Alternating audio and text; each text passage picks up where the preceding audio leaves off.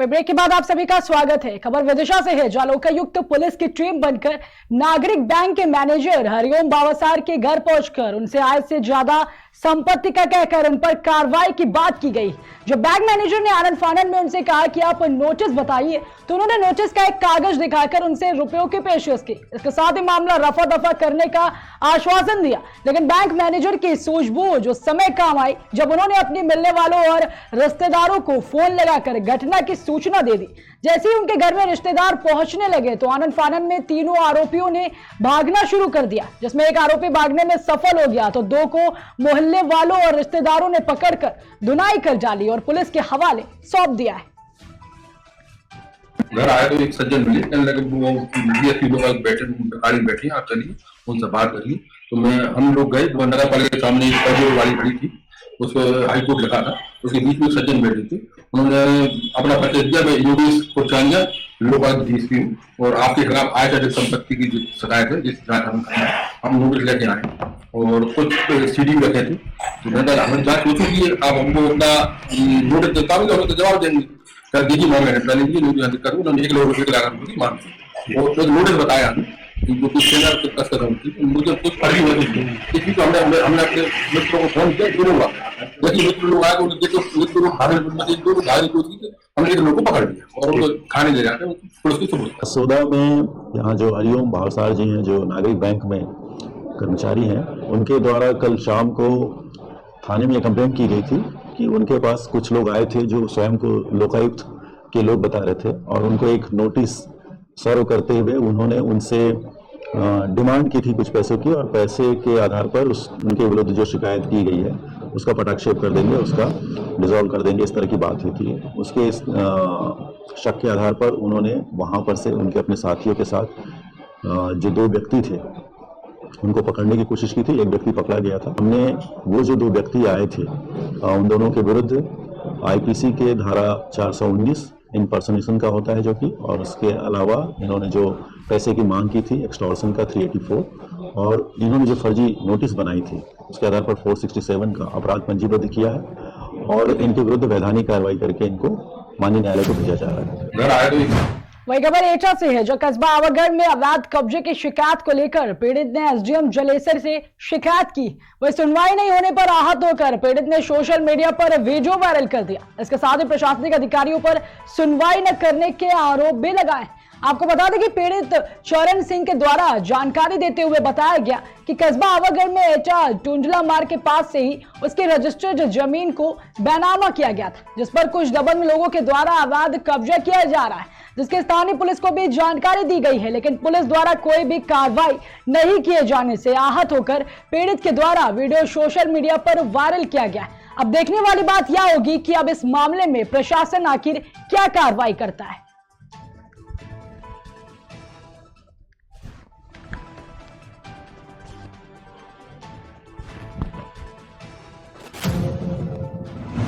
वही खबर बिहार के भागलपुर से है, जो भागलपुर कल होने वाली बीपीएससी और सोमवार से मैट्रिक के परीक्षा को लेकर जिलाधिकारी के द्वारा समीक्षा भवन में सभी केंद्र अधीक्षक और परीक्षा ड्यूटी में तैनात किए गए मजिस्ट्रेट के साथ बैठक की गई।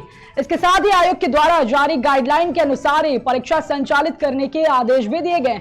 आपको बता दें कि इसके साथ जिलाधिकारी ने बैठक के दौरान सभी केंद्र अधीक्षकों को बताया कि कहीं से कोई कर्मचारी या परीक्षार्थी परीक्षा केंद्र के अंदर मोबाइल नहीं ले जाएगा और न ही किसी प्रकार का कोई इलेक्ट्रॉनिक गैजेट भी परीक्षा केंद्र पर ले जाया जाएगा। बता दें कि अगर कोई व्यक्ति मोबाइल या किसी तरह का गैजेट लेकर परीक्षा केंद्र पर पकड़ा जाता है तो उसके खिलाफ सख्त से सख्त कार्रवाई भी की जाएगी। इसके साथ उन्होंने कहा कि सुरक्षा को लेकर भी पुख्ता इंतजाम किए गए हैं, जिससे परीक्षा को शांतिपूर्ण संपन्न कराया जा सके। की है और सबको बता दिया गया है कि बीपीएससी की परीक्षा में सब लोगों को बिल्कुल सचेत रहना है और तैयार रहना है और अच्छे से जो है जो आयोग का डायरेक्शन है, गाइडलाइन है, उसके अनुरूप परीक्षा संपन्न। जी, बीपीएससी में कितने केंद्र बनाए गए हैं सर? वो आप डिटेल ले लीजिएगा, संख्या छात्रों की केंद्र का नाम के साथ जो है वो हम लोग डिटेल में दे देंगे। की है और सबको बता दिया गया है कि बीपीएससी की परीक्षा में सब लोगों को बिल्कुल नहीं, देखिए जिस विभाग वही खबर झारखंड के बोकारो से है, जब बोकारो में बाबा तिलका मांझी के जयंती एवं प्रतिमा के अनावरण सह उद्घाटन कार्यक्रम में राज्य की महिला, बाल विकास और सामाजिक सुरक्षा मंत्री श्रीमती जोबा मांझी ने हिस्सा लिया है। इसके साथ ही बोकारो के जैना मोड़ चौक प्रतिमा का अनावरण भी किया गया। आपको बता दें कि इस दौरान झारखंड मुक्ति मोर्चा के कई नेता और सैकड़ों कार्यकर्ता मौजूद रहे। वही मंत्री जोगा मांझी ने मीडिया से बात करते हुए कहा कि झारखंड के मुख्यमंत्री हेमंत सोरेन के द्वारा सूबे में लगातार विकास का काम किया जा रहा है। हमें भी जो जिम्मेदारी मिली है उसके तहत महिलाओं का विकास लगातार हो रहा है। इसके साथ ही उन्होंने कहा कि झारखंड ऐसा पहला राज्य है जहां सर्वजन पेंशन लागू किया गया है, जिसके जरिए आज महिलाओं को पेंशन मिल रही, साथ ही छात्र छात्राओं को भी छात्रवृत्ति दी जा रही। ऐसे में सरकार लगातार राज्य की जनता का ख्याल रख रही है। उन्होंने कहा कि जो बाबा तिलका मांझी ने संदेश देने का काम किया है, उस संदेश को जन जन तक पहुंचाना है ताकि समाज विकास के पथ पर आगे बढ़ सके। नहीं, देखिए जिस विभाग में माननीय मुख्यमंत्री जी हमें जिम्मेवारी दी है वो महिला, बाल विकास, सामाजिक सुरक्षा जो समाज कल्याण से जाना जाता है। आप लोग को यह जानकारी होगा पूरे राज्य में सर्वजन पेंशन लागू किया है, जो कि पूरे देश का पहला ऐसा राज्य है कि सर्वजन पेंशन सभी लोगों को सर्वजन पेंशन से जोड़ा गया है। जो सरकारी जो नौकरी करने वाले लोगों से छोड़ करके बाकी सबको, चाहे वृद्धा हो, विधवा हो, दिव्यांग हो, एकल महिलाएं हो, सबको सहयोग करती है, सबको सर्वजन पेंशन से जोड़ा गया है। और एक हमारे जो राज्य के बालिकाएं हैं, जो 8 क्लास से 12 तक के जो बच्ची हैं, सावित्रीबाई फुले किशोरी समृद्धि योजना के तहत प्रोत्साहन राशि के तहत उन लोग को भी दिया जाता है क्लास 8 से क्लास 12 तक।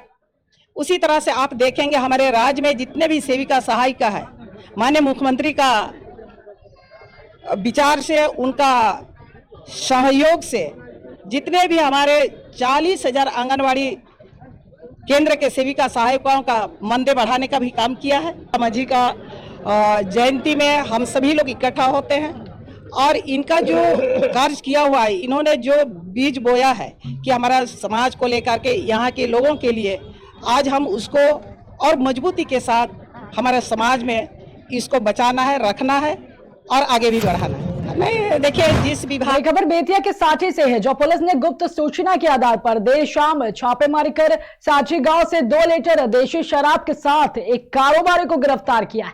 इस संदर्भ में थानाध्यक्ष उदय कुमार ने बताया कि साची गांव निवासी आरोपी मुन्ना राम को 2 लीटर देशी शराब के साथ साची गांव से सूचना वाले स्थान पर पहुंचकर गिरफ्तार किया गया। इसके साथ ही गिरफ्तार आरोपी को जेल भेजने की कार्रवाई की जा रही।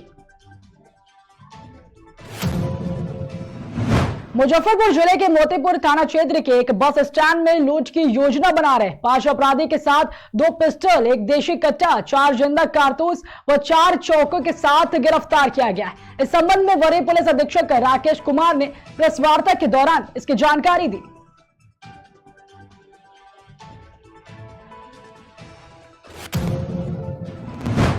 बिहार के मुजफ्फरपुर से एक बड़ी खबर सामने आई है, जहां मुजफ्फरपुर टाइम बम मिलने से हड़कंप मच गया। वहीं छापेमारी के दौरान पुलिस ने 3 टाइम बमों को बरामद किया है। इसके साथ ही मौके से 3 युवकों को भी हिरासत में लिया है। आपको बता दें कि विशेष पुलिस टीम को एक सूचना मिली थी। इसके बाद पुलिस टीम जिले के मिठनपुरा थाना क्षेत्र के 3 कोचिया में छापेमारी करने पहुंची थी, जहां छापेमारी के दौरान पुलिस ने 3 टाइम बम को बरामद किया है। साथ ही पुलिस ने इस दौरान मौके से कई अन्य चीजें भी बरामद की हैं। वहीं पकड़े गए युवकों से पुलिस की टीम पूछताछ कर रही है। साथ ही कई जगहों पर छापेमारी भी चल रही है।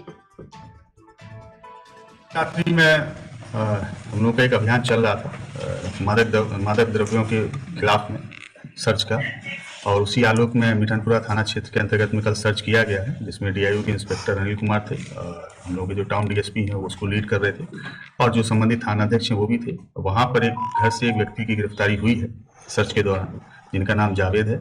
उनके घर से 600 ग्राम रॉ मटेरियल है, जिससे स्मैक को तैयार किया जाना है।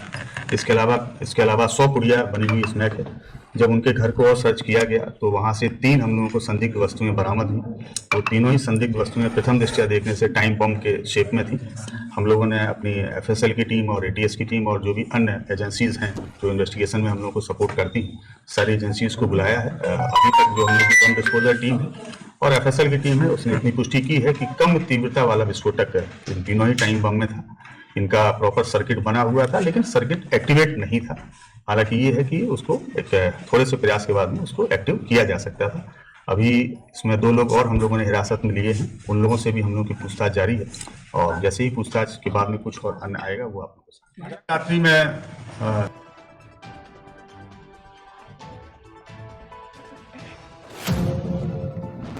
वही खबर वाराणसी के कपसेटी थाना क्षेत्र से है, जहां पुलिस ने चोरों को गिरफ्तार करने में सफलता हासिल की। आपको बता दें कि पुलिस ने पकड़े गए अभियुक्तों के पास से चोरी की 6 अदद मोबाइल फोन बरामद किए। साथ ही पुलिस ने जानकारी देते हुए बताया कि आरोपियों को गिरफ्तार कर आगे की कार्रवाई शुरू कर दी गई।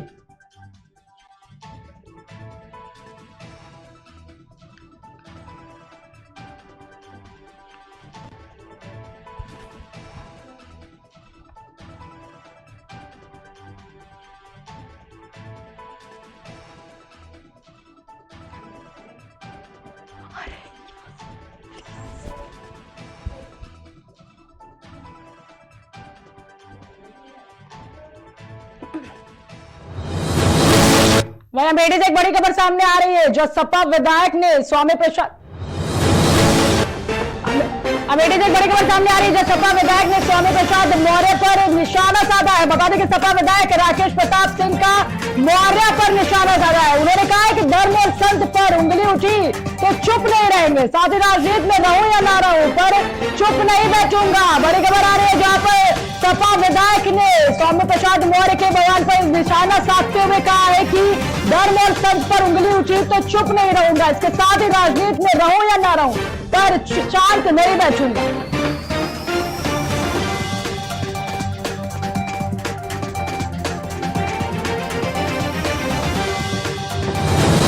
लखनऊ से एक बड़ी खबर सामने आ रही है, लखनऊ एयरपोर्ट राष्ट्रपति द्रौपदी मुर्मू पहुंची है। बता दें कि राज्यपाल आनंदीबेन पटेल ने उनका स्वागत किया है, साथ ही सीएम योगी आदित्यनाथ ने भी उनका स्वागत किया है। तो मुख्यमंत्री केशव प्रसाद मौर्य भी वहां पर मौजूद रहे। बड़ी खबर आ रही है लखनऊ से, जहां पर एयरपोर्ट राष्ट्रपति द्रौपदी मुर्मू पहुंची है, जहां पर राज्यपाल आनंदीबेन पटेल ने उनका स्वागत किया है।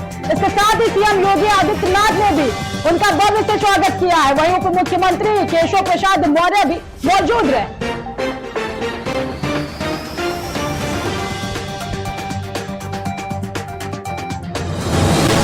वहीं अमेठी से एक बड़ी खबर सामने आ रही है, जहां सपा विधायक ने स्वामी प्रसाद मौर्य पर निशाना साधा है। आपको बता दें कि सपा विधायक राकेश प्रताप सिंह का मौर्य पर निशाना है। उन्होंने कहा है कि धर्म और संत पर उंगली उठी तो चुप नहीं रहूंगा, साथ ही उन्होंने कहा है कि राजनीति में रहूं या ना रहूं पर शांत नहीं बैठूंगा। बड़ी खबर आ रही है जहां पर स्वामी प्रसाद मौर्य पर सपा विधायक ने निशाना साधा है। उन्होंने निशाना साधते हुए कहा है कि धर्म और संत पर अगर उंगली उठती है तो शांत नहीं बैठूंगा। वहीं लखनऊ से बड़ी खबर सामने आ रही है, जो केंद्रीय मंत्री अनुराग ठाकुर का बयान सामने आया है। उन्होंने कहा है कि खेल का 3 गुना बजट बढ़ाया गया है, साथ ही लोगों का आकर्षण यूपी की ओर बढ़ा है। GIS में खेल रहे जुड़े निवेशक भी इसमें आमंत्रित किए गए हैं। बड़ी खबर आ रही है लखनऊ में, जहां पर केंद्रीय मंत्री अनुराग ठाकुर का बयान सामने आया है। अपने बयान में उन्होंने कहा है कि खेल का 3 गुना बजट बढ़ाया गया है, इसके साथ ही लोगों का आकर्षण यूपी की ओर बढ़ता जा रहा है। वहीं उन्होंने कहा है कि GIS में खेल से निवेशक भी जुड़ रहे हैं और उनको आमंत्रित किया गया। वाराणसी से एक बड़ी खबर सामने आ रही है, जहां सपा महासचिव स्वामी प्रसाद मौर्य ने प्रेस वार्ता की है। उन्होंने कहा है कि कोई भी अपने धर्म को सनातन बता सकता है, ये विषय बहस का नहीं है। अपने धर्म की तारीफ करना कोई गलत बात नहीं है, सभी अपने अपने धर्म को सनातन बताते हैं। बड़ी खबर आ रही सामने, जहां स्वामी प्रसाद मौर्य ने प्रेस वार्ता के दौरान कहा है कि कोई भी अपने धर्म को सनातन बता सकता है, यह विषय बहस का विषय नहीं। उन्होंने कहा है कि अपने धर्म की तारीफ करना कोई गलत बात नहीं है, सभी अपने अपने धर्म को सनातन बताते हैं।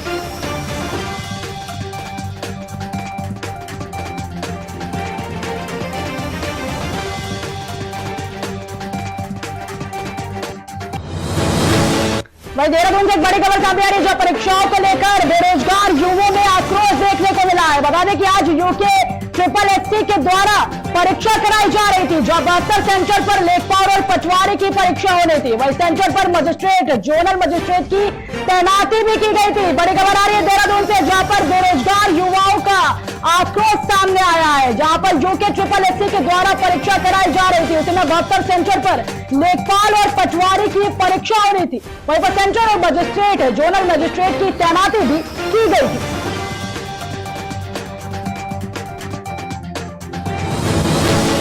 वहीं देहरादून से सूत्रों के हवाले से मार्च की बड़ी खबर आ रही है, जहां 13 से 24 मार्च के बीच बजट सत्र हो सकता है। गैरसैंण में विधानसभा सत्र हो सकता है। सूत्रों के मुताबिक पता चला है कि सरकार विधानसभा सचिवालय को इसकी पूरी तैयारी कर रहा है। इसके साथ ही उत्तराखंड विधानसभा का बजट सत्र आयोजित किया जाएगा।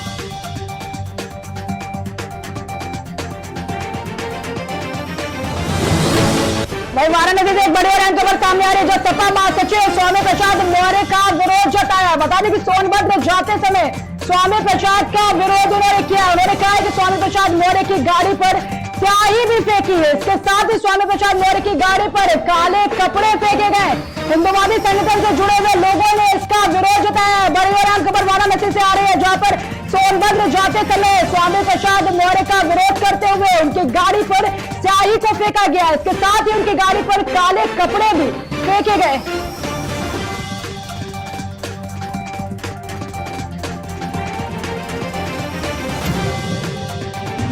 जनपद बिजनौर की कई जगहों पर खनन माफियाओं पर प्रशासन ने शिकंजा कस रही। पुलिस प्रशासन की कार्रवाई से बालू खनन माफियाओं में हड़कंप मच गया। इसके साथ ही पुलिस ने कार्रवाई करते हुए 5 ट्रैक्टर, ट्रॉली और डंपरों को सीज कर दिया।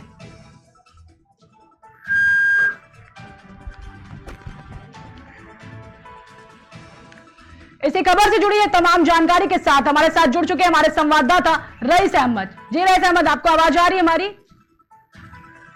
जी मैम, आ रही है। जी रईस, मैं ये जानना चाहूंगी कि पुलिस प्रशासन की कार्रवाई से जहां पर बालू खनन माफियाओं में जो हड़कंप मचा है, जो पुलिस प्रशासन ने इस पर शिकंजा कसा है, क्या कुछ जानकारी है आपके पास में? देखिए मैम, मैं आपको इसके बारे में बतलाता हूँ। जिले में हो रहे खनन से प्रशासन की छवि धूमिल हो रही थी, जिसको लेकर जिला अधिकारी उमेश मिश्रा ने एक खास आदेश जारी किए थे कि अगर किसी क्षेत्र के अंदर कोई खनन होता है तो उसकी जिम्मेदारी तहसीलदार व थाना प्रभारी की होगी जी। लेकिन इसके बावजूद भी खनन माफिया उपजाऊ जमीन का सीना चीरते हुए और खाली पड़े प्लॉटों में इसका भरान कर अपने जेलों के बारे न्यारे कर रहे थे।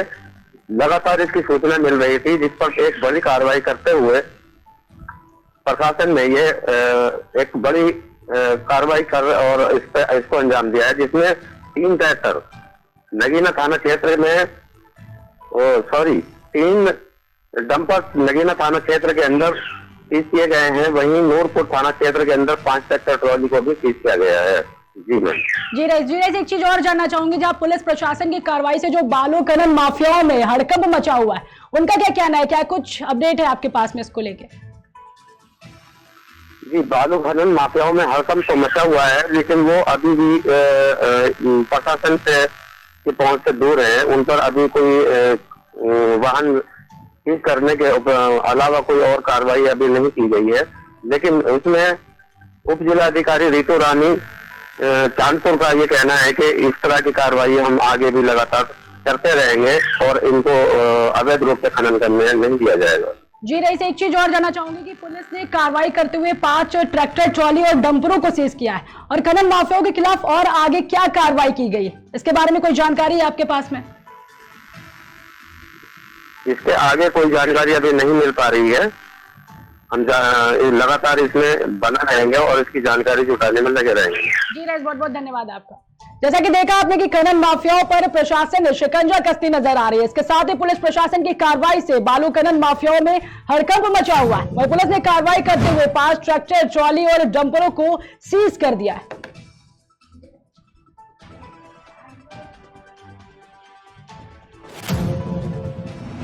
वह रुकते एक छोटे से ब्रेक के लिए, जल्द हाजिर होंगे।